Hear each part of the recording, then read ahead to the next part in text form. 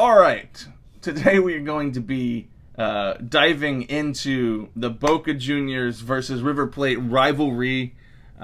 Mainly just checking out the Argentinian football world.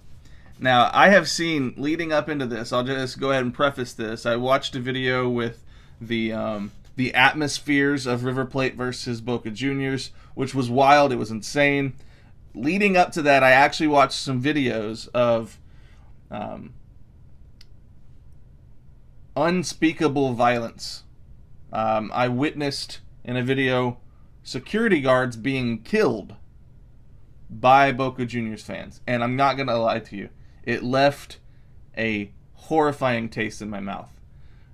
So much so that it was almost not as enjoyable to watch the fan interaction in the stadium when I realize that when these teams play, it's more than a game.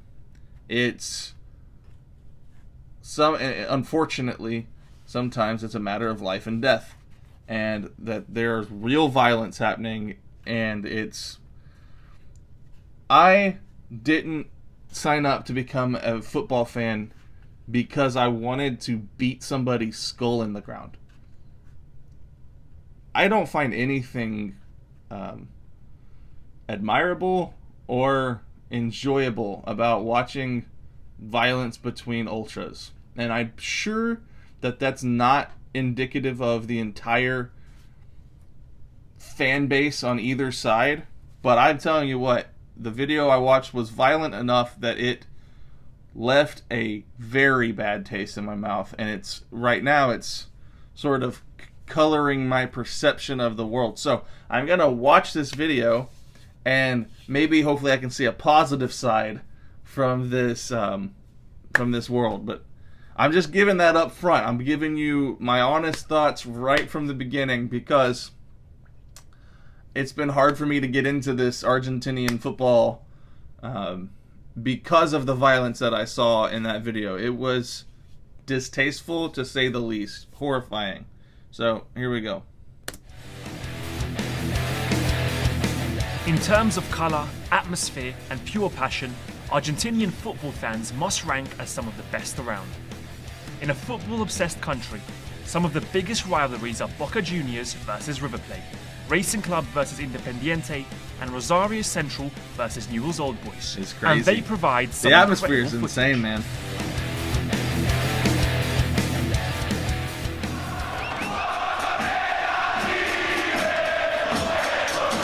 Boca Juniors are the best supported club in the country, and their fans are called Geneses, after the club was founded by Italian immigrants.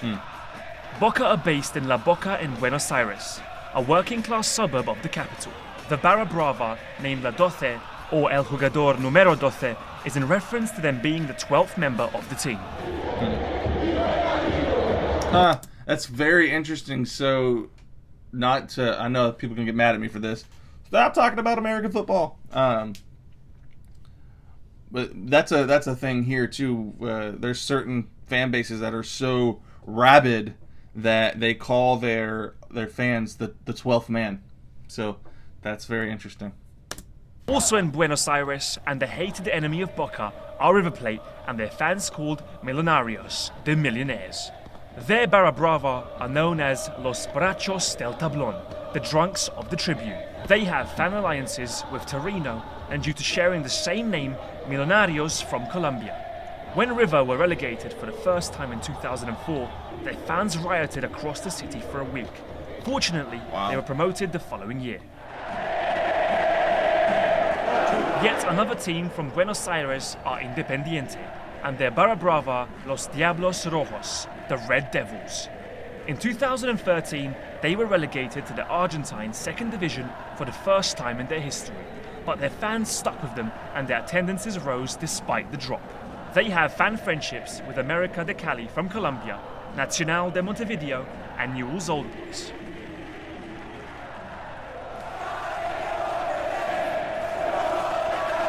Literally 3 blocks from Independiente Stadium are their bitter rivals, Racing Club.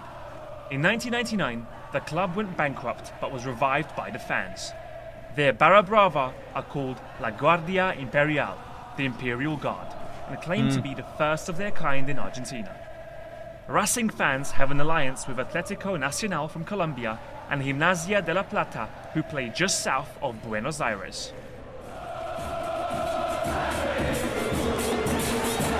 The last of the big five clubs in Buenos Aires are the Pope's team, San Lorenzo, and their fans, Los Matadores, the Killers. The size of the crowd and the coordination of the crowd. The support and chants of San Lorenzo fans are legendary, and one of the most creative in Argentina. Their barra brava goes by the name of La Gloriosa Butelera, the glorious butler, and have firm friendship with Rosario Central and Cruzeiro.